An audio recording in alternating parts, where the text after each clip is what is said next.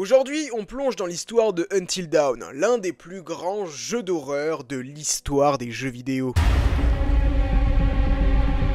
Mais surtout, vous n'êtes pas sans savoir qu'un film Until Dawn connecté à ce jeu va sortir. Et quels sont ses liens avec ce jeu incroyable? Et avant tout, je pense que une récapitulation s'impose.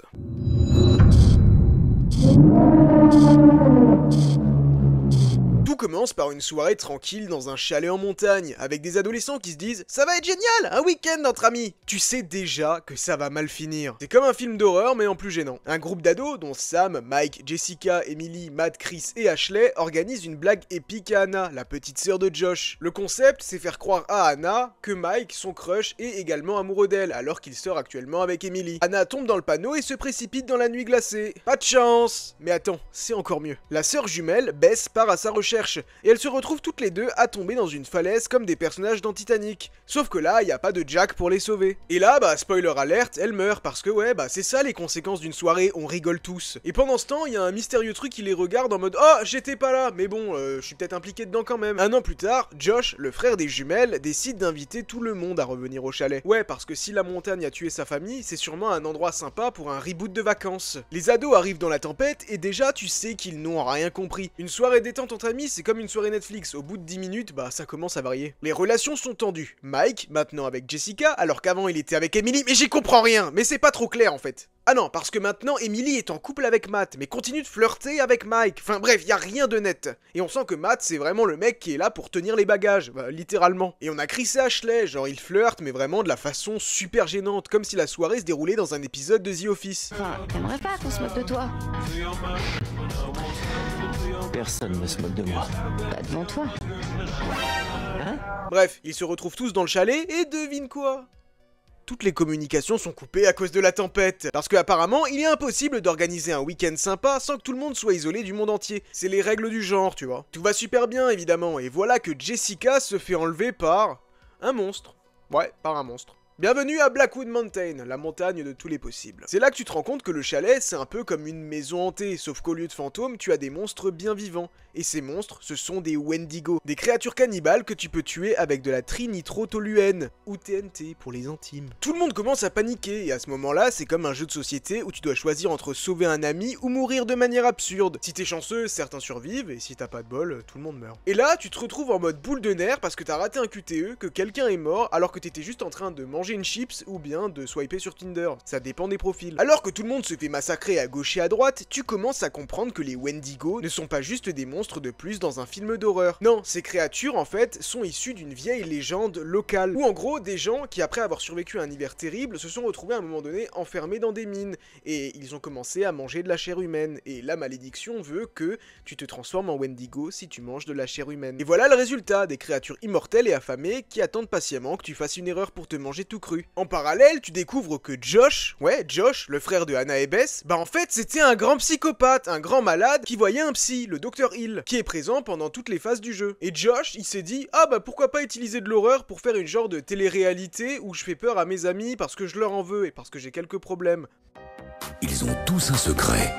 Je leur ai confié une mission, le garder à tout prix pendant 10 semaines. Mais sauront-ils relever ce défi sans être démasqués?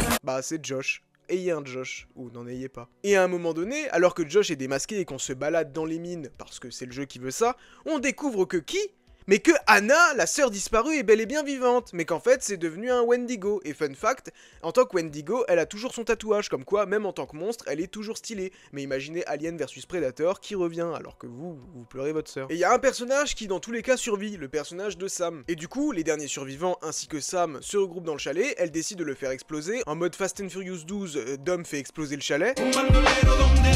Et là, du coup, il y aura Sam qui sera en vie et d'autres personnages, ça dépend de qui t'as réussi à sauver, des QT que t'as réussi et de ceux que t'as ratés. Arrête d'être sur Tinder. Avant que je vous explique les liens et le synopsis du film Until Dawn qui débarquera très bientôt dans nos salles, il est temps d'abord d'évoquer si un deuxième jeu est sur la table ou non, parce que oui, bel et bien, il y a eu un remake de Until Dawn il y a quelques années qui incluait cette fois une scène post-crédit dans laquelle on voyait le personnage rescapé justement de Sam. Bien qu'aucune annonce officielle n'ait été faite concernant une suite directe à Until Dawn, plusieurs indices laissent penser qu'un second jeu pourrait être en développement. Tout d'abord, cette scène post-crédit, comme je vous l'ai dit, Mais attendez, y a pas que ça. Des rumeurs indiquent que le studio Firesprite, connu pour le jeu d'horreur de science-fiction The Persistence, serait en charge du développement d'une suite à Until Dawn. Et l'acteur Peter Stormare, qui est extrêmement connu, qui ici du coup incarne le Dr Hill, qui d'ailleurs reviendra dans le film, a partagé une image suggérant une suite. Et Hayden Panettiere, qui joue donc Sam, a mentionné qu'ils vont plus loin avec la franchise, laissant entendre une possible continuation. Cependant, à l'heure actuelle, aucune suite n'a encore été officiellement officialisée par Sony,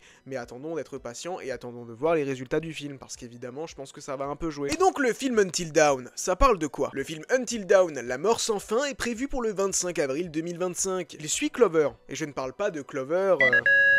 Interprété par Ella Rubin et ses amis qui, un an après la disparition mystérieuse de la sœur de Clover, Mélanie, se rendent dans la vallée isolée où elle a disparu pour chercher des réponses. En explorant un centre d'accueil abandonné, ils sont traqués par un tueur masqué et tués un à un pour se réveiller et revivre la même nuit encore et encore. Le film est réalisé par David F. Sandberg qui a réalisé, il me semble, les 2 premiers films Annabelle et Shazam. Le film introduit une boucle temporelle où les personnages revivent la même nuit, chacun ayant un nombre limité de vies pour survivre. Chaque boucle explore un sous-genre différent de l'horreur tel que le slasher, le surnaturel, l'horreur corporelle, le fan footage et les monstres. Mais si vous voulez, la seule vraie connexion qu'on a tant qu'on n'a pas vu le film, bien que je pense qu'il y aura des petits easter eggs, c'est la présence d'un tueur qui ressemble un petit peu au masque qu'avait Josh justement dans le jeu Until Dawn, la présence de Wendigo et surtout la présence du Dr Hill, Peter Stormare. Donc oui, c'est connecté, mais le film se déroule bel et bien dans le même monde que les événements de Blackwood Mountain avec le mont Washington. Mais est-ce que toi t'as l'intention d'aller voir ce film Until Dawn? Dis-le moi dans les commentaires, lâche ton meilleur abonnement, laisse ton pouce, et nous on se donne rendez-vous à Blackwood Mountain pour une nouvelle dose de frissons.